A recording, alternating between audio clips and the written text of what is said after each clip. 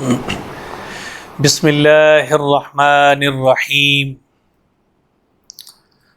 حضرت عائشہ صدیقہ رضی اللہ تعالی عنہا فرماتی ہیں، حضور اکرم صلی اللہ علیہ وسلم کا ارشاد ہے کہ 3 چیزوں کا روکنا جائز نہیں ہے۔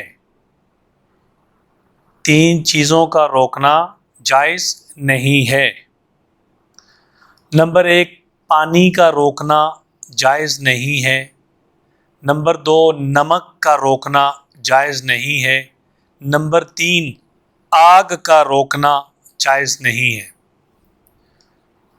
حضرت عائشہ فرماتی ہیں، میں نے عرض کیا یا رسول اللہ صلی اللہ علیہ وسلم، پانی کو تو روکنا سمجھ میں آتا ہے کہ واقعی بہت مجبوری کی چیز ہے، لیکن نمک اور آگ میں کیا بات ہے؟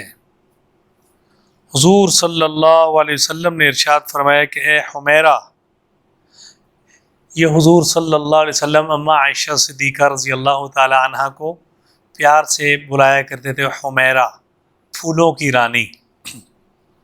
اے حمیرہ، جب کوئی شخص کسی کو آگ دیتا ہے تو گویا اس نے وہ ساری چیزیں صدقہ کی جو آگ پر پکتی ہیں، اور جس نے نمک دیا اس نے گویا ساری چیزیں صدقہ کی جو نمک کی وجہ سے لذیذ ہوتی ہیں۔ گویا ان دونوں میں معمولی خرچ ہے، دوسروں کو بہت زیادہ نفع ہے۔